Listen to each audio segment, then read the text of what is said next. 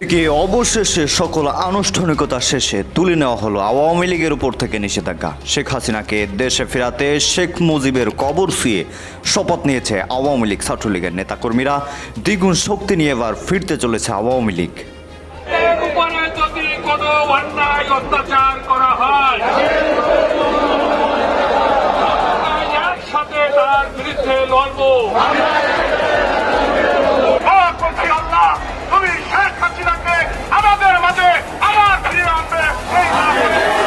রাজনীতি করতে কোনো বাধা নেই। আওয়ামী লীগের দলটি নিবন্ধন বাতিল করে নিষিদ্ধ করার রিট খারিজ করেছেন হাইকোর্ট। এ বিষয়ে বিস্তারিত জানতে এখন সরাসরি যুক্ত হচ্ছে সহকর্মী জাবেদ আক্তারের সঙ্গে।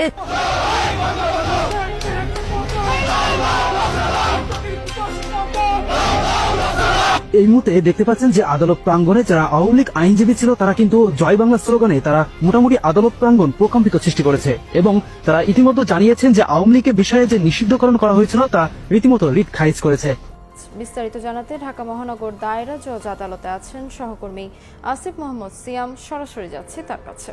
সিয়াম, হ্যাঁ, আপনি যেটা জানেন যে আওয়ামী লীগের উপর থেকে নিষেধাজ্ঞা তুলে নেওয়ার কথা অনেক দিন ধরে মানুষ শুনতেছিল এবং সরকারও জানাচ্ছিল যে সকল দলকে আবারও রাজনীতি করার সুযোগ দিতে চাই। তবে এবার ফাইনালি আওয়ামী লীগের উপর থেকে নিষেধাজ্ঞা তুলে নেওয়া হলো। পাশাপাশি শেখ হাসিনা দেশে আসবে কিনা সেটা নিয়ে অনিশ্চিত ছিল। তবে নিষেধাজ্ঞা উঠে যাওয়ার পরপরই আওয়ামী লীগ নেতাকর্মীরা তারা শেখ মুজিবের কবর ছুঁয়ে শপথ নিয়েছে এবং শেখ হাসিনাকে দেশে ফেরানোর প্রতিজ্ঞা করে বসেছে। দর্শক, ফাইনালি তবে এবার কপাল খুলল আওয়ামী লীগের। আপনারা শিরোনাম দেখে হয়তো বা বুঝতে পেরেছেন যে কাহিনী কি ঘটেছে। দর্শক, অনেকদিন ধরে কিন্তু এই কাহিনীটা শোনা যাচ্ছিল যে আওয়ামী লীগকে আবারও রাজনীতি করার একটা শেষ সুযোগ দিতে চায় বিএনপি সরকার। এমনকি মির্জা ফখরুল ইসলাম আলমগীরও এই কথাটা গত বুধবারে স্বীকার করেছিল। তবে হঠাৎ করে আওয়ামী লীগের উপর থেকে এত তাড়াতাড়ি নিষিদ্ধর যেই ট্যাগটা বা নিষিদ্ধ যেই ঘোষণা সেটা সরে যাবে আওয়ামী লীগ নেতাকর্মীরাও কিন্তু ভাবতে পারি নাই। দর্শক, এমনকি এই ঘোষণার পরে গোপালগঞ্জে বিশেষ করে এবং দেশের বিভিন্ন স্থানে বিভিন্ন জায়গায় আওয়ামী লীগ নেতাকর্মীরা গোপালগঞ্জে শেখ মুজিবের মাজার বা কবর ছুঁয়ে শপথ করেছে শেখ হাসিনাকে দেশে ঢুকানোর। দর্শক, যদিও গতকাল শেখ হাসিনা ঘোষণা দিয়েছে যে আমি যে রাজনীতি থেকে সরে দাঁড়ানোর সিদ্ধান্ত নিয়েছিলাম সেটা নিব না, অর্থাৎ আবারও রাজনীতি করব। মানে শেখ হাসিনা বাংলাদেশের আওয়ামী লীগের ক্লান্তির নগ্নে বা ক্লান্তিক অবস্থায় শেখ হাসিনা আওয়ামী লীগের হাত ছেড়ে দিবে না, অর্থাৎ আবারও তিনি রাজনীতিতে পা বাড়ালেন, আবারও তিনি দেশে ফেরার সুযোগ পেয়েছে, এমনকি তিনি টিকিট পর্যন্ত রেডি করেছেন। দর্শক, কথা বাড়াচ্ছি না, চলুন এ বিষয়ে আরও বিস্তারিত জেনে আসি। শেষ পর্যন্ত থাকার অনুরোধ, খুবই গুরুত্বপূর্ণ একটা নিউজ, চলুন একটু দেখব। অবশ্যই এই বিষয়ে আপনাদের মতামত জানাবেন এবং চ্যানেলে নতুন হলে চ্যানেলটি সাবস্ক্রাইব করতে ভুলবেন না। তো দর্শক, একটা লাইক দিয়ে চলুন বিস্তারিত দেখে আসি। শেখ হাসিনার ঘোষণা সুস্পষ্ট, বিএনপি সরকার আওয়ামী লীগকে ঠেকাতে পারবে না, শেখ হাসিনার দেশে ফেরা ঠেকাতে পারবে না। শেখ হাসিনা দেশে ফিরবেন, গণতন্ত্র পুনরুদ্ধার করে ফিরবেন এবং মাথা উঁচু করে ফিরবেন, জনগণের ভালোবাসায় জনগণের সমর্থনে ফিরবেন।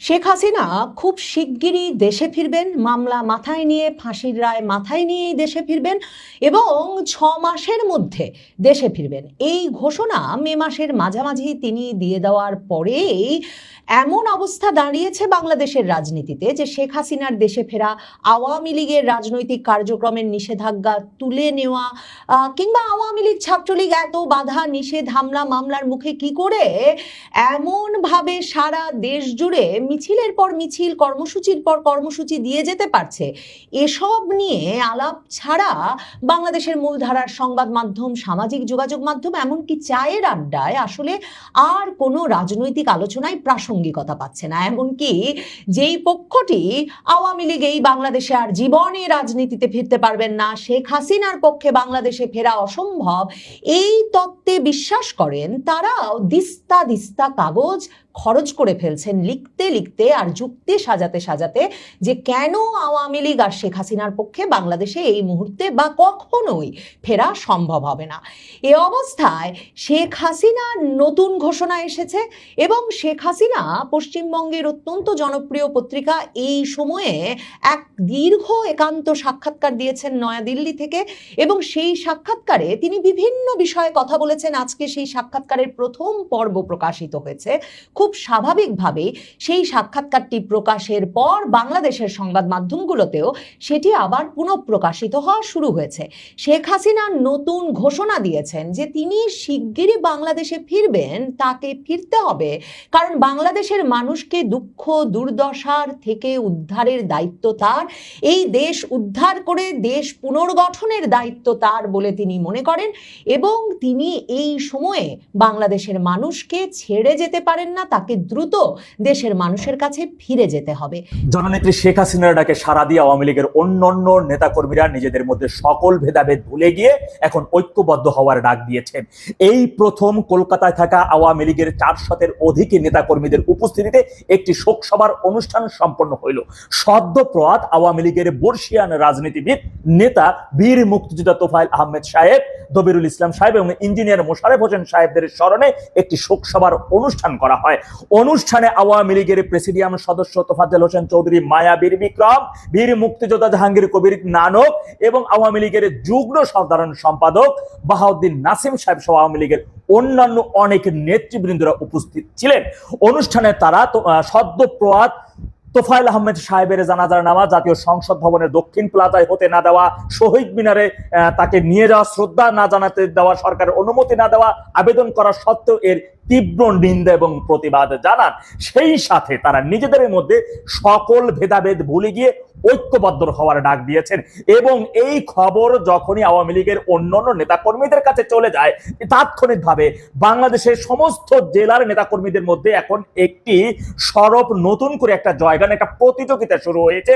সম্প্রতি নোয়াখালীতে আলোচিত যে মিছিলটা হয়েছে, এখন প্রতিযোগিতার মাধ্যমে যে অন্য জেলায় আরো মিছিলটা যেন দীর্ঘ হয়, অনেক বড় হয়, এমন একটা প্রতিযোগিতা চলে আসছে সমস্ত নেতাকর্মীদের মধ্যে। একটি নতুন উদ্যম এবং তীব্র আন্দোলন সৃষ্টির লক্ষ্যে বিশেষ করে নেত্রী যখন দেশে যাওয়ার কথা জানিয়েছেন যে অমুক দিনের মধ্যে দেশে প্রবেশ করবেন, তার আগেই নেতৃবৃন্দরা এবং অন্যান্য নেতাকর্মীরা নতুন উদ্যমে নিজেদের মধ্যে প্রতিযোগিতার মাধ্যমে অকুতভয় সাহসের প্রতিযোগিতা, এখানে সকল বাধা বিপত্তি উপেক্ষা করে অমুক জেলা থেকে তমুক জেলাটা বড় করতে হবে, ওই জেলাটা বড় করছে তাহলে আমাদের এই জেলাটা বড় করতে হবে, ওই জেলার অমুক উপজেলাটা বড় করছে, এইভাবে একটা প্রতিযোগিতা চলে আসছে নেতাকর্মীদের মধ্যে। আর এই গণজোয়ার যাতে যেমন কোনোভাবে বন্ধ না হয়, কোনোভাবে কেউ বাধা সৃষ্টি না করতে পারে, সেই জন্য নিজেদের মধ্যে আরো বেশি আলোচনা, আরো বেশি ঐক্যবদ্ধতা, আরো বেশি অন্তত পক্ষে দেশের স্বার্থে দলের স্বার্থে নিজেদের মধ্যে সকল ভেদাভেদ ভুলে গিয়ে নেতারা এখন একটা ঐক্যবদ্ধ হওয়ার ডাক দিয়েছেন। যে একটি এলাকার মধ্যে আওয়ামী লীগের অনেক নেতাদের মধ্যে বিগত দিনগুলোতে যে ভেদাভেদ তথা বিভিন্ন ধরনের গ্রুপিং, সেই সব কিছু উপেক্ষা করে এখন শুধু দলের জন্য দেশের স্বার্থে সবকিছু ভুলে গিয়ে এখন ঐক্যবদ্ধ। নেতারা যদি তাদের এই ঐক্যবদ্ধতা ধরে রাখতে পারে, আরো বেশি যদি ঐক্য গড়তে পারে, তাহলে এটাই চিরন্তন সত্য কথা, আওয়ামী লীগের সামনে কোনো গ্রেপ্তার, কোনো জুলুম, কোনো অত্যাচার আওয়ামী লীগকে দাবায় রাখতে পারবে না। এমন কোনো শক্তি নাই। আওয়ামী লীগের এই ঐক্য যদি ধরে রাখতে পারে নেতা কর্মীরা এবং অন্যান্য সকলে, তাহলে আওয়ামী লীগের সামনে কোনো বাধাই টিকবে না। পাহাড় সম বাধাও তাহলে আওয়ামী লীগ কেটে দুর্বার গতিতে এগিয়ে যেতে পারবে বিজয়ের দ্বার প্রান্তে। এমনটাই বলছেন রাজনৈতিক বিশ্লেষক এবং বুদ্ধিজীবীরা। এবং সেই সাথে এই প্রথম প্রবাসে থাকা তথা কলকাতায় থাকা আওয়ামী লীগের 400-এর অধিক সিনিয়র নেতা এবং অন্যান্য অনেক শ্রেণীর নেতা কর্মীদের একত্রিত একটি সভা, এবং সেখানে সকলে ঐক্যবদ্ধ হওয়ার জন্য আমার আর কিছুই চাওয়ার নেই। তাহলে এই ভাবনার বদল কেন? শেখ হাসিনা স্পষ্ট করে বলেছেন, কারণ বাংলাদেশের পরিস্থিতিটা স্বাভাবিক নয়, গণতন্ত্র আক্রান্ত, আওয়ামী লীগ কার্যক্রম বন্ধ করার আইন করা হয়েছে, আমার নেতাকর্মীরা কারাগারে, অনেকে ঘর ছাড়া, সংখ্যালঘুরা আতঙ্কে রয়েছেন, নিরীহ শিশুরা টিকার অভাবে মারা যাচ্ছে, ধর্ষণ নির্যাতনের শিকার হচ্ছে, মুক্তিযুদ্ধের ইতিহাস বিকৃত হচ্ছে, রাষ্ট্রকে 1971-এর পথ থেকে সরিয়ে নেওয়ার চেষ্টা চলছে। এমন একটা সময়ে আমি কিভাবে বলি যে আমি বিশ্রামে যাচ্ছি? মুজিব কন্যা সংযোজন করেছেন এই সময়ে, শেখ হাসিনাকে মুজিব কন্যা হিসেবে অভিহিত করে বলছেন যে মুজিব কন্যা সংযোজন করেছেন এই উত্তরের সঙ্গে, যে আমি ক্ষমতা চাই না, কিন্তু জনগণের প্রতি আমার দায়িত্ব আমি অস্বীকার করতে পারি না। সে কারণেই এই সাক্ষাৎকারটা পড়ে আমার মনে হয়েছে শেখ হাসিনা যেন দেশ রিক্লেইম করতে, দেশ উদ্ধার করতে সেই মানুষদের জন্য বাংলাদেশে দ্রুততম সময়ে উপস্থিত হওয়ার প্রস্তুতি গ্রহণ করছেন, দলকে সংগঠিত করে এনেছেন।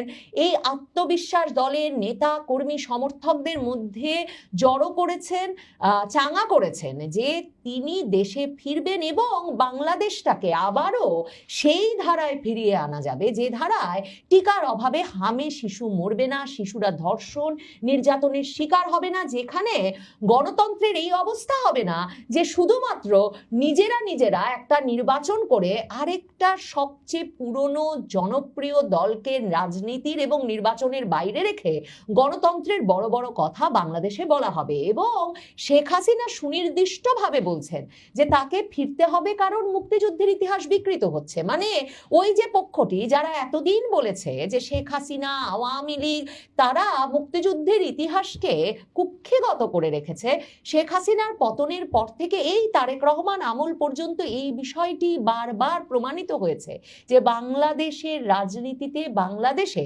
মুক্তিযুদ্ধের ইতিহাস চর্চার জন্য, মুক্তিযুদ্ধের চেতনা লালনের জন্য, মুক্তিযুদ্ধ এবং মুক্তিযোদ্ধাদের সম্মান রক্ষার জন্য আওয়ামী লীগের রাজনীতি ছাড়া আসলে কোনো গতি নাই। আওয়ামী লীগকেই মুক্তিযুদ্ধের ইতিহাস বহন করে চলতে হবে। এবং শেখ হাসিনা তাই বলেছেন যে রাষ্ট্রকে যখন 1971-এর পর থেকে সরিয়ে নেওয়া হচ্ছে তখন এই দুঃসময়ে তিনি জনগণের প্রতি দায়িত্ব অস্বীকার করতে পারেন না। তাই হাসিনা ঘোষণা দিয়েছেন, শেখ হাসিনা এই সাক্ষাৎকারে সুনির্দিষ্টভাবে ঘোষণা করছেন বাংলাদেশের জনগণের নিরাপত্তা, তাদের উন্নত জীবনমান ও অর্থনৈতিক মুক্তি, গণতন্ত্র ও আইনের শাসন, সকলের সমানাধিকার, আওয়ামী লীগের তরুণ প্রজন্মের নেতৃত্ব নির্বাচনের মাধ্যমে মুক্তিযুদ্ধের চেতনা ও আগামী দিনের সাফল্য নিশ্চিত করে তারপরেই আমি অবসর নেব। শেখ হাসিনার এই ঘোষণায় সুস্পষ্ট যে বাংলাদেশের মানুষের উন্নত জীবনমান, অর্থনৈতিক মুক্তি, গণতন্ত্র, আইনের শাসন, সকলের সমানাধিকার এসবের জন্য যে আওয়ামী লীগের রাজনীতিকেও একটা শক্ত ভবিষ্যৎ নেতৃত্বের হাতে তুলে দেওয়া প্রয়োজন এবং সেই নেতৃত্ব কাদের হাতে তুলে দিতে হবে সে বিষয়েও যে শেখ হাসিনা সুস্পষ্ট ধারণা রাখেন সেটা অত্যন্ত পরিষ্কার। শেখ হাসিনা সুস্পষ্টভাবে বলছেন বাংলাদেশে মানুষের এই অধিকারগুলো নিশ্চিত করার আগে আর আওয়ামী লীগের নেতৃত্ব এবং তার ভবিষ্যৎ সাফল্য নিশ্চিত করার আগে তার পক্ষে অবসরে যাওয়া সম্ভব নয় এবং তার পক্ষে এই দায়িত্ব অস্বীকার করাও সম্ভব নয়। শেখ হাসিনা পরিষ্কারভাবে এটাও অবশ্য বলছেন, যেটা কিন্তু তিনি 2024-এর আগস্টের পর থেকে বারবার বলেছেন, যে নেতৃত্ব কার হাতে যাবে এই বিষয়টা কোনো ব্যক্তিগত উত্তরাধিকার নয়। মানে শেখ হাসিনার পুত্রকন্যাদের হাতেই এই নেতৃত্ব যেতে হবে সেটা শেখ হাসিনা মনে করেন না। আওয়ামী লীগ কারো পারিবারিক সম্পত্তি নয়, একটা গণতান্ত্রিক দল। কাউন্সিলের মাধ্যমে কর্মীদের মতামতের ভিত্তিতে, যোগ্যতা, ত্যাগ, সাহস ও আদর্শিক দৃঢ়তার ভিত্তিতে নেতৃত্ব নির্বাচিত হবে। এখন এই যে অনেকেই ক্রমাগতভাবে ওই আগস্টের পর থেকেই আওয়ামী লীগের নেতৃত্ব বদল করতে হবে, আওয়ামী লীগের নেতৃত্বের বয়স হয়ে গেছে, অসুস্থ হয়ে গেছে, অশক্ত হয়ে গেছেন নেতারা, তরুণদের দিয়ে দল গঠন করতে হবে, এই প্রসঙ্গে এই সময় শেখ হাসিনাকে প্রশ্ন করেছিলেন। শেখ হাসিনা বলেছেন দলীয় পুনর্গঠন ও নেতৃত্বের পুনর্গঠন একটা স্বাভাবিক ও অপরিহার্য প্রক্রিয়া এবং তিনি বারবার যেটা বলেন যে এটা পারিবারিক উত্তরাধিকারে হবে না, এটা দলে কাউন্সিলের সিদ্ধান্তের মাধ্যমে হবে।